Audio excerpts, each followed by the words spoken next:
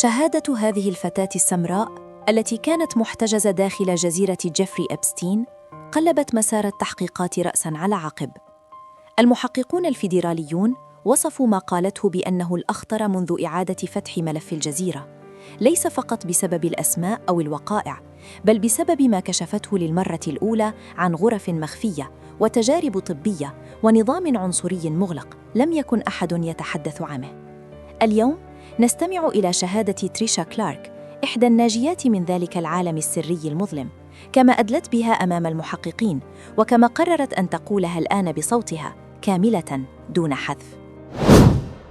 أنا لم أقرر الكلام اليوم لأنني شفيت، ولا لأن الجرح أغلق، بل لأن الملفات بدأت تظهر، ولأن العالم أخيراً بدأ ينظر إلى تلك الجزيرة القذرة. تحدثوا عن القاصرات، عن الأطفال، عن العبيد، عن الرجال الذين فقدوا إنسانيتهم خلف الأبواب المغلقة. لكن هناك جزءاً كاملاً لم يتحدث عنه أحد. نحن الفتيات السود، نحن الجزء المحذوف من كل الروايات، رغم أننا كنا الجزء الأكثر فظاعة. أتحدث الآن لأن ما حدث لنا كان أبشع مما كتب، وأعمق مما يتخيله أي عقل، وأظلم بكثير مما يريد العالم أن يسمعه. في الجزيرة كنا العار. حتى الجميلات منا كانوا يخجلون من الاعتراف برغبتهم فينا. كانوا يريدوننا، نعم، لكن في الظلام فقط. في العلن كانت الرغبة بفتاة سوداء وصلة يجب دفنها ليلاً وإنكارها نهاراً. كنا نعامل كأدوات، كأشياء بلا أسماء، بلا حقوق، بلا صوت. كنا نستخدم في تجارب طبية غريبة.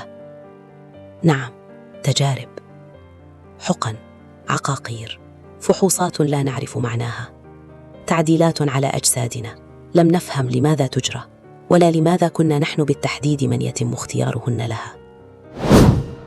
وما كان يحدث خارج غرف التجارب كان أسوأ. كانوا يجعلوننا نفترش الأرض تحت أقدامهم. تخيلوا ذلك، فتاة سوداء تجلس على الأرض فقط لأن لونها يذكرهم بشيء يحتقرونه. كنا نستخدم كمساند أقدام، كديكور حي، كرمز للإهانة المطلقة. لم يكن مسموحا لنا بالجلوس بندية، ولا بالوقوف، ولا حتى بالنظر مباشرة في عيون بعض الضيوف. وأثناء جلوسي على الأرض، كما كان مفروضا علينا دائما عند أقدام أحد الضيوف المهمين، رجل يعرفه العالم كله، لكن لا أحد يعرف وجهه الحقيقي الذي رأيته هناك. اكتشفت أنه كان يرغبني سرا. كانت عيناه تعودان إلي في اللحظات التي يظن فيها أن لا أحد يراه. كان يخاف أن يكتشف أن رجلا بمكانته يمكن أن يرغب بفتاة من لون لا يليق بعالمهم المريض. والغريب، الغريب جدا، أن هذا الرجل نفسه كان لاحقا أحد أسباب خروجي من الجزيرة. أقول الحقيقة كما هي. في تلك الجزيرة لم نكن بشراً في نظرهم، كنا مادة للاستخدام وجسداً لتجارب وصمتاً مفروضاً بقوة الخوف. وعندما ظهرت ملفات إبستين مؤخراً، شعرت للمرة الأولى أن هناك صوتاً كان مدفوناً ل10 سنوات بدأ يسمع، وهذه شهادتي، صرخة، وأنا الآن مستعدة أن أصرخ بها كاملة. اسمي تريشا، ولدت في جامايكا، وفي 8 من عمري حملني والدي إلى كاليفورنيا بحثاً عن بداية جديدة. نشأت وأنا أرى كفاحهما كل يوم. أمي تعمل حتى منتصف الليل، وأبي يتنقل بين وظيفتين فقط ليؤمن إيجار الشهر. ومنذ دخول المرحلة الثانوية حاولت مساعدتهما بأي شيء. عملت في مطاعم صغيرة ولم أحلم بشيء كبير، كنت أحلم فقط بطريقة تخفف عنهما عبء الحياة. وفي أحد الأيام جاءتني صديقتي المقربة بعرض غير حياتي كلها. قالت لي أن هناك جزيرة خاصة تبحث عن فتيات للعمل في الضيافة خلال العطلة الصيفية فقط. الأجر كما قالت سيغطي تكاليف المعيشة والدراسة ويزيد. بدت الفرصة وكأنها أرسلت لي من السماء. أقنعت أهلي بصعوبة. أقسمت لهم أن كل شيء سيكون بخير. وعدتهم أنني سأعود بعد شهرين محملة بالهدايا والمال وبالحياة التي تمنوا أن أعيشها. ودعتهم بابتسامة، ولم أكن أعلم أن تلك الابتسامة كانت آخر لحظة حقيقية لي كإنسانة حرة. بمجرد وصولي إلى الجزيرة صاحب جواز السفر وهاتفي. قيل لي إن ذلك لدواعي الأمن.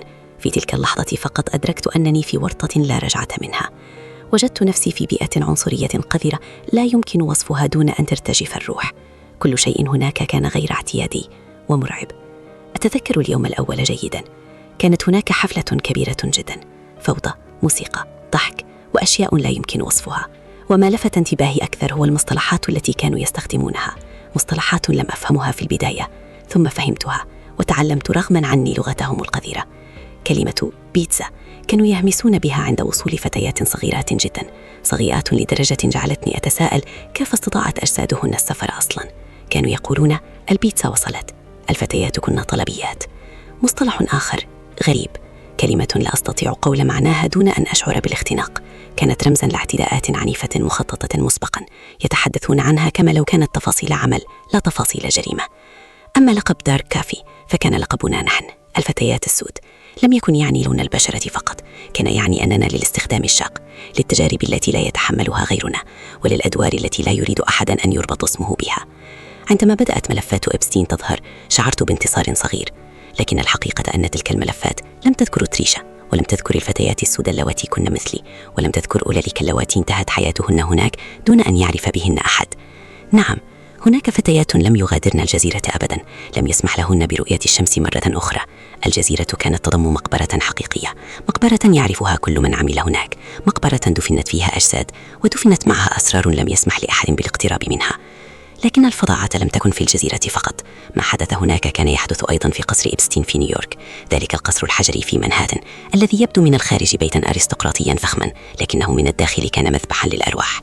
في الجزيرة كان الخوف مكشوفا، أما في منهاتن فكان الخوف مصقولا، مغلفا بالعطر، مخبأ خلف الجدران. المرايا، كل الجدران كانت مرايا، لكنها لم تكن مرايا، كانت نوافذ من طرف واحد، ممرات سرية خلف الجدران، بث حي، مراقبة دائمة، لا خصوصية، كل لحظة ماتت تسجيل، وكل تسجيل أداة ابتزاز. غرف المساج لم تكن غرفا بل مسارح جريمة، أسرة دوارة، خزائن مخفية، أزياء مدرسية، أقنعة، أنظمة صوت مزدوجة، كل شيء مصمم ليجعلك تفقد إنسانيتك.